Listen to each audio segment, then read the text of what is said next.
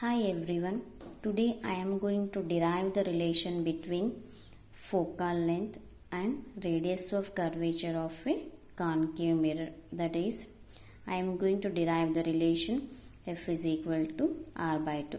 So to derive this, I have drawn a concave mirror here where the reflecting surface is curved inward and this is the opaque surface, means it is coated here. So now let us draw the principal axis. This is the principal axis here where this F is the principal focus and here somewhere C is the center of curvature. Center of curvature means it is the center of the sphere means if we complete the circle and this will be the center for this sphere. Okay, now I have considered a light ray which is parallel to the principal axis. It is striking the mirror at this point. This point I am taking it as M. We know that when a light ray incident on any reflecting surface, the light gets reflected. So here the reflected ray is passing through the point F here. So here I am drawing the reflected ray like this. Okay, this is the reflected ray. A light ray which is parallel to the principal axis, which is incidenting on the point at the point M on the concave mirror. After incidenting, it is reflecting. That reflected ray is passing through the point F. We know that at the point of incidence, we will draw a perpendicular line. But here, for the spherical surface, the perpendicular line passes through the center of curvature, that is C here. That is C. I have already written the C, where C is the center of curvature. So here the incident ray is making an angle theta with this.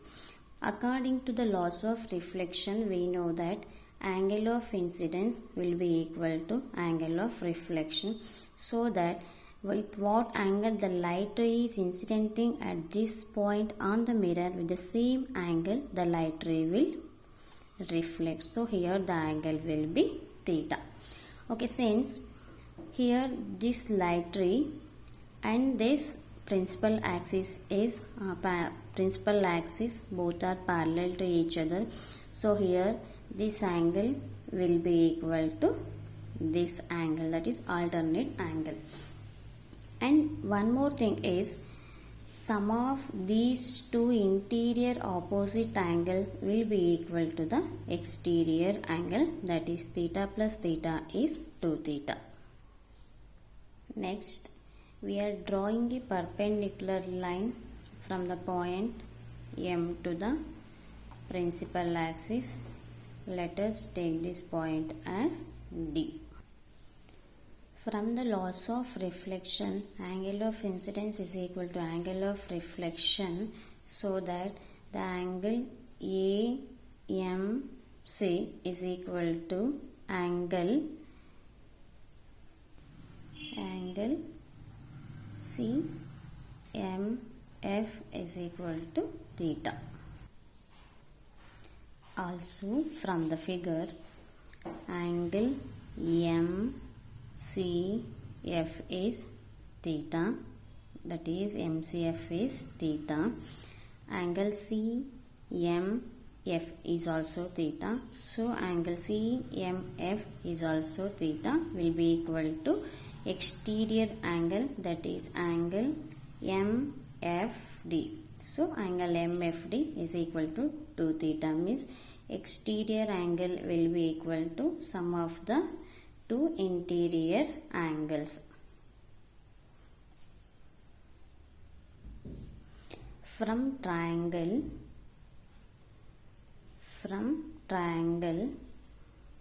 MCD,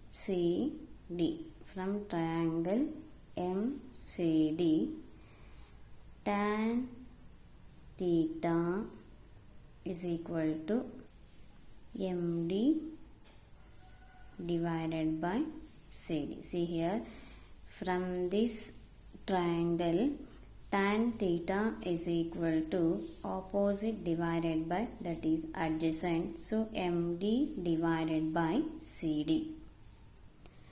From triangle MFD, tan 2 theta is equal to MD divided by FD. So call this as equation number 2 and call this as equation number 1. For para-axial rays means when this ray is very close to the principal axis, these angles will be very small. Means when this light ray is shifted very close to the principal axis, even these angles will also be very small and this angle will also be very small. So that here tan theta is approximately equal to taken as theta, and tan 2 theta will be taken as 2 theta. Okay, now instead of this tan theta, we will write theta. Theta is equal to MD divided by CD. Here this side tan 2 theta will be written as 2 theta, which is equal to MD divided by CD. See here, 2 into theta is MD divided by CD is equal to MD divided by, this is actually FD, so write it as FD. Okay, now this MD and this MD gets cancelled, so 2 divided by CD is equal to 1 by FD. So we have got 2 by CD is equal to 1 by FD. Now we'll see in the figure what is CD and what is FD. So here CD is from here to here and FD is from here to here. For para-axial rays means when this incident ray is very close to the parallel axis, this CD will be taken as CP and this FD will be taken as FP. So from here to here is focal length F, and from here to here is considered as radius of curvature R. So I just repeat again. For para-axial ray means when this light ray is very close to the principal axis, this CD will be taken as CP and this FD will be taken as FP. So here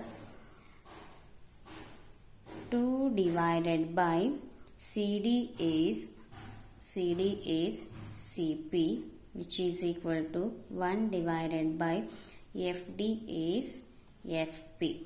So from the figure 2 divided by CP is R.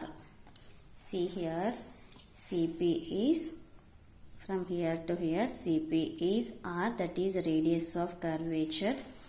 Radius of curvature R is equal to 1 divided by FP. FP is, that is focal length, the distance between the principal focus and the pole is F. So here we are writing F here.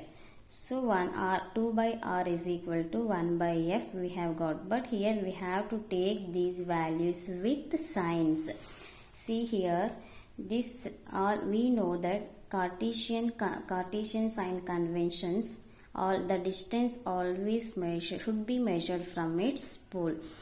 See here, if we measure the radius of curvature from this point to till here, we are measuring opposite to the direction of the incident ray, so that will be considered as minus R. Even here also for focal length, the focal length has to be measured from its pole. So in this direction we will measure, but the direction of the incident ray is opposite to it, so that f will be considered as minus f. So here r is 2 divided by, instead of r we will write minus r, instead of f we will take minus f, but we will get 2 by r is equal to 1 divided by f.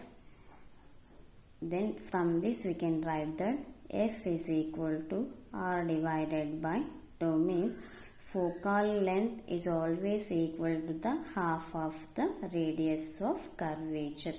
I hope everybody understood.